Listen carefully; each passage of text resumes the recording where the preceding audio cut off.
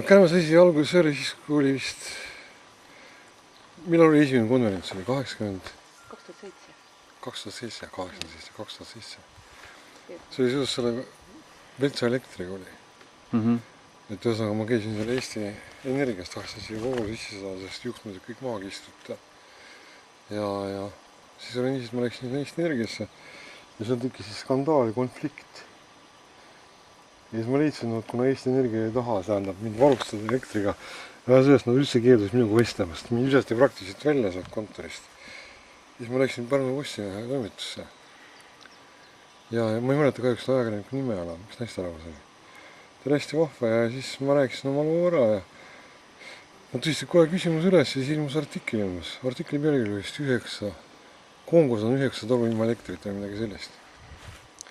Ja siis ma käisin rääkimas, enne seda artikli ilmumist käisin rääkimas veel Silveriga vallas ja siis ma ütlesin Silveri, võta kõik kokku, kes nägi ma vooluta meile. See on, kui ütlete 21. sajandi, inimesed ei ole voolu.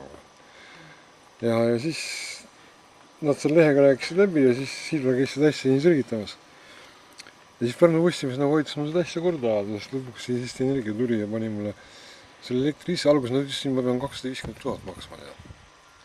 Ja ma ütlesin, et ma pole elu sees nii suurt raha näinud. Ja kujuta ette, siis püütakse tulevase kliendid sellist raha välja pressida ette juba. Ja siis oli nii, et lõpuks nad panid selle sisse ja mina võitsin.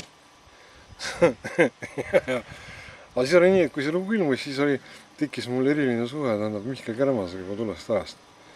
Et Kärmas siis ühesõnaga me niiviisi ühendusime telefonis ja siis Kärmas ütles, et tule räägi meile telekas sellest, kuidas omal ajal tegid seda RSP-d. Ja ma ütlesin, nojah, et ma ei tea ja kõik see juba möödas ja ammu ja nii edasi. Ta ütles, et uus põlvkond ei teagi, kuidas RSP-d tehti ja nii edasi. Ja ma ei tundnud niisugust tõmmet temaga suhelda. Sellepärast, et midagi oli nagu viltu temaga. Ma ütlesin, mul oli vanaema Viiu, oli tähendab ema Viius salati, et midagi on see niisugune mäda.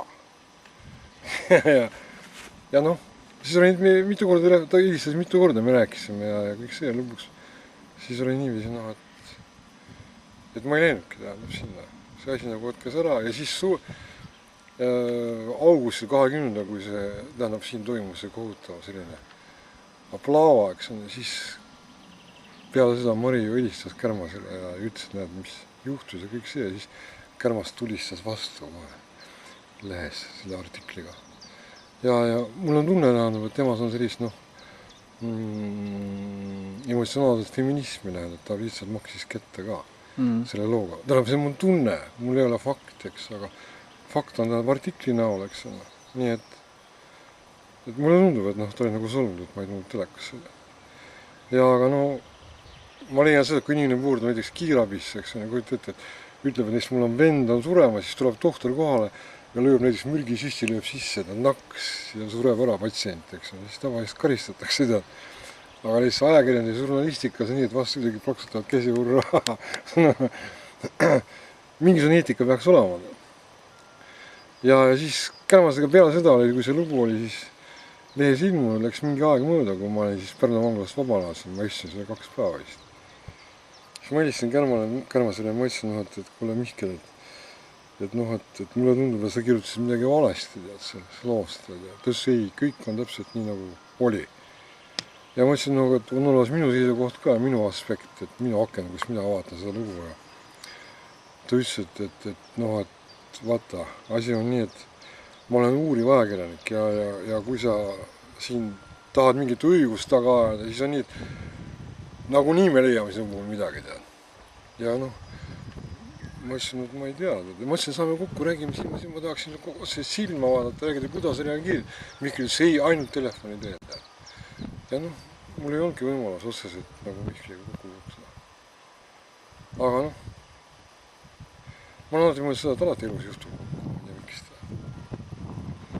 Ja mulle tundub ka näiteks Mihkli puhul see, et see on jälle niisugune, mis tundub, see on pigem faktina, ta oli nagu alatud. Sest mõnikord võiks ütleme isegi, tähendab mind mõisteti süüdi milleski, milles ma ei olnudki süüdi, eks.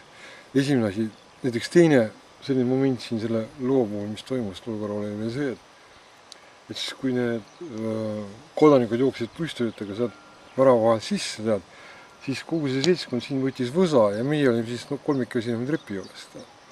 Arutasime seda stupa asjade ja siis nemad saagisid siin ja lõigusid kirvestega maha. Ja siis kuna see politseinike jõuk tundus nagu selline mingi maffia pande, siis vennad panid jooksma, sellepärast et mina oleks ka jooksnud, aga ma lihtsalt ei jõudnud joosta kuhugi.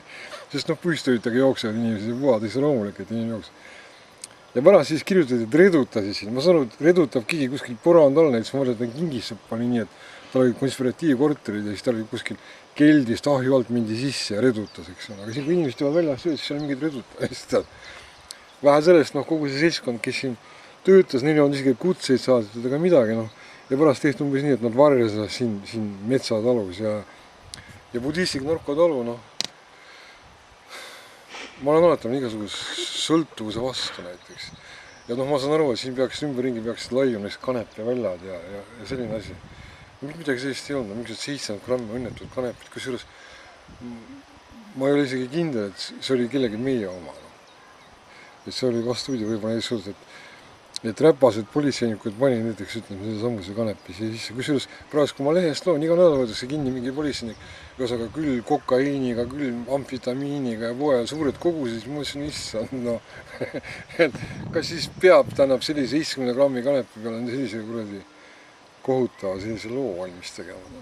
Ja Mihkel muidugi võimaldis seda. Ja siis, kui rääkida veel, siis ma helistasin siin nädal aega tagasi Ants Luigele ja ma ütlesin, et Ekspress laimas mind ja teenis minu poolt ja puhad.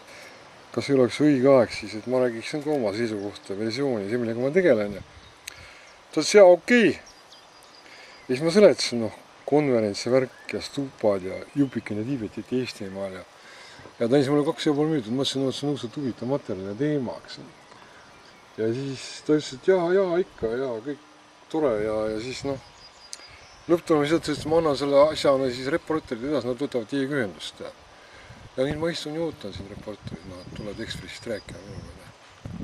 Ja ma olen veendunud selles, et ta rääkis õigust, et ta niisama ei lubanud. Sest ega Ants ei ole selline mees, et ta ütleb ja ta ei tee. Ma olen veendunud, Ants on selline mees, kes ütleb ja teeb.